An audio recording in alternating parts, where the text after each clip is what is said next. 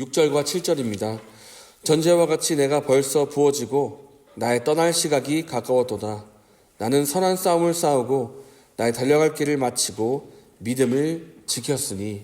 이것은 사도 바울이 자신의 생애가 다해간다는 것을 직감하고 말하고 있는 부분인데요. 여기서 전제와 같이 부어졌다는 것은 하나님께 제사를 드릴 때 제물과 함께 포도주를 붓는 그 행위를 본따서 말하는 것입니다. 이것을 바울의 생명과 바울의 피로 본다고 한다면 자신에게 있는 그 생명을 희생제물로 다 드렸을 정도로, 그리고 자신의 피까지도 다 드릴 정도로 이제 자신이 떠날 때가 가까이 왔다는 것을 느끼면서 하는 말입니다. 다시 말해서 사도 바울은 자신의 순교를 앞두고 있고 그것을 생각하며 염두에 두고 말하고 있다는 것입니다. 이 죽음을 앞둔 사도가 아들과도 같은 디모데에게 권면의 말을 전합니다. 그것도 1절 말씀을 보시면 엄히 명한다 라고 하면서 이 명령이 가벼운 것이 아니고 아주 중대하다는 것을 강조하면서 말을 하고 있습니다. 그렇다면 이 중대한 메시지, 중대한 명령은 무엇이겠습니까? 바로 하나님의 말씀을 전파하라는 것입니다. 함께 2절의 말씀을 읽겠습니다. 너는 말씀을 전파하라. 때를 얻든지 못 얻든지 항상 힘쓰라. 범사의 오래 참음과 가르침으로 경책하며 경계하며 권하라. 여기 2절의 말씀을 5가지의 명령으로 풀어서 볼 수가 있는데, 풀어서 보면 이렇게 됩니다. 전파하라, 항상 힘쓰라, 경책하라, 경계하라, 권하라, 이것입니다. 하나님 말씀을 전파하는 것이 너무나 중요하다.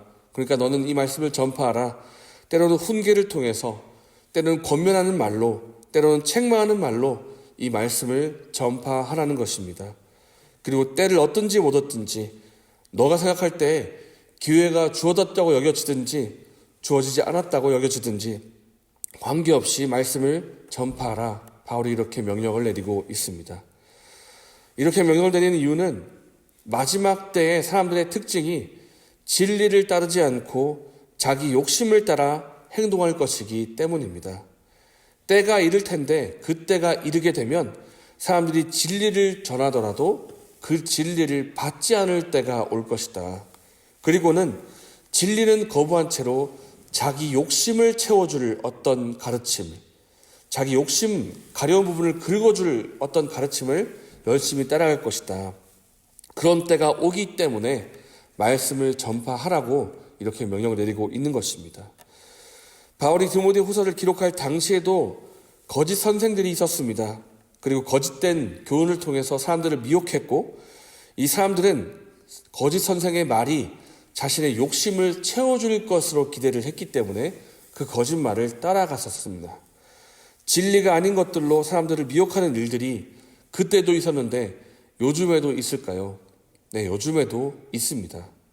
진리가 아닌 것으로 사람들을 미혹하고 있는 신천지와 같은 이단들이 지금 활개를 치고 있고, 돈과 재물을 통해서 진정한 구원과 진정한 행복을 누릴 수 있을 것처럼 말하는 그런 가르침들이 시중에도 많이 나와 있습니다.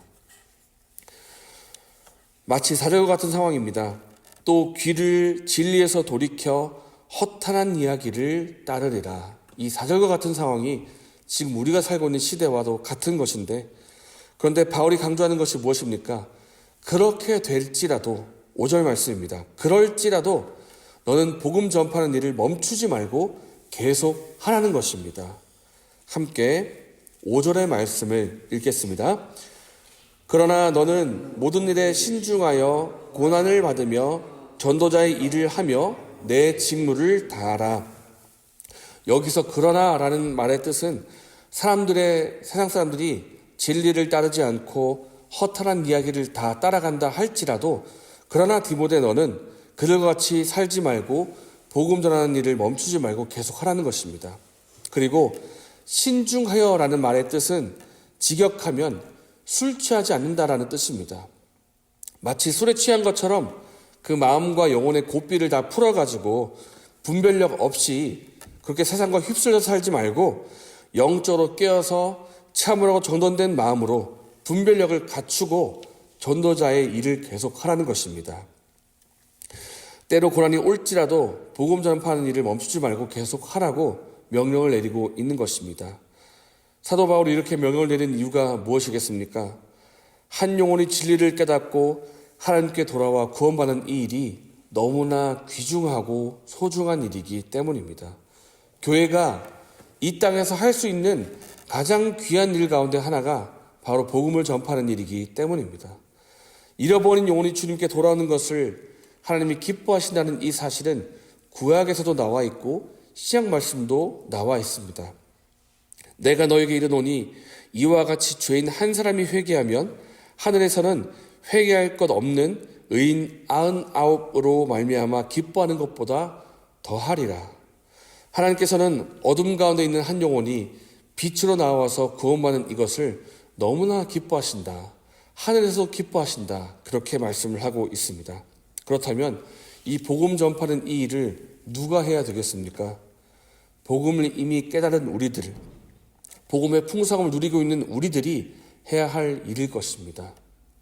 복음 전파하는 일은 하나님의 나라를 완성하는 일이고 교회가 이 땅에서 할 수 있는 가장 귀한 일 가운데 하나입니다.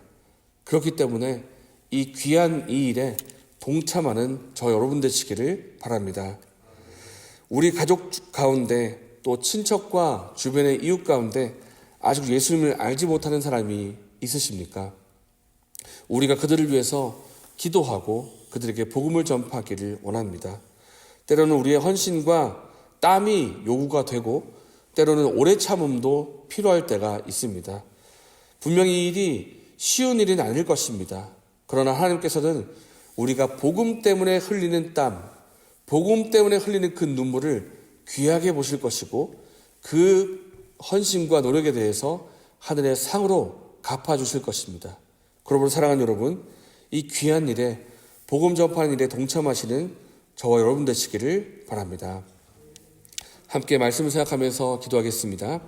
하나님, 마지막 때, 이 마지막 때가 이미 시작이 되었고 이제는 그 마지막의 끝을 향해 가고 있는 이 시대 속에서 하나님께서 기뻐하시는 일인 복음 전파하는 일에 동참하는 우리가 되게 하여 주시옵소서. 우리 주변에 아직 믿지 않은 가족과 친척과 이웃들에게 예수님의 귀한 소식을 전파하게 하시고 잃어버린 한 영혼을 주님께로 인도할 수 있는 일에 동참하는 우리가 되게 해달라고 기도하면 좋겠습니다. 이렇게 기도하시고 개인적인 제목으로 기도하신 후에 자유롭게 돌아가셨습니다.